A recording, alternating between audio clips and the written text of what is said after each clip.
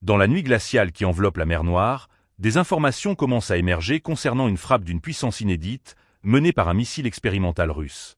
Selon des sources ukrainiennes, la fusée, identifiée sous le nom de Rubez, a frappé une cible à Dnepropetrovsk en un temps record, moins de 5 minutes après avoir décollé de la région d'Astrakhan, couvrant ainsi une distance d'environ 790 km en un clin d'œil.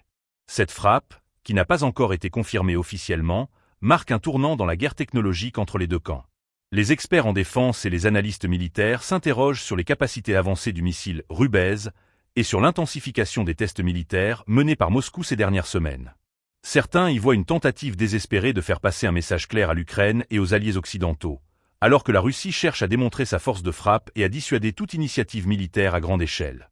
La rapidité et la précision du missile Rubez posent des questions sérieuses sur les capacités de défense de l'Ukraine et sur l'efficacité de ses systèmes de détection et d'interception. Les analystes militaires avertissent que cette technologie pourrait rendre la défense aérienne ukrainienne obsolète et ajouter une nouvelle complexité aux efforts de l'Ukraine pour maintenir son ciel sous contrôle. En analysant les données et les témoignages, on constate que cette frappe envoie un signal clair aux dirigeants ukrainiens et occidentaux sur la détermination de la Russie à tester les limites de ses capacités militaires. Les questions demeurent quant à savoir si l'Ukraine pourra répondre efficacement à cette nouvelle technologie et maintenir ses forces armées en position de défense. Ce développement majeur soulève également des préoccupations sur l'avenir des rapports de force dans la région, alors que des tensions accrues pourraient engendrer une course à l'armement et un renforcement des capacités militaires de part et d'autre.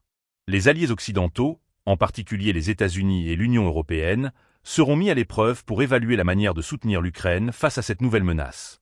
La question reste ouverte. Jusqu'où les deux parties sont-elles prêtes à aller pour maintenir leur position stratégique dans cette guerre moderne, où la technologie et la rapidité de réaction peuvent faire toute la différence?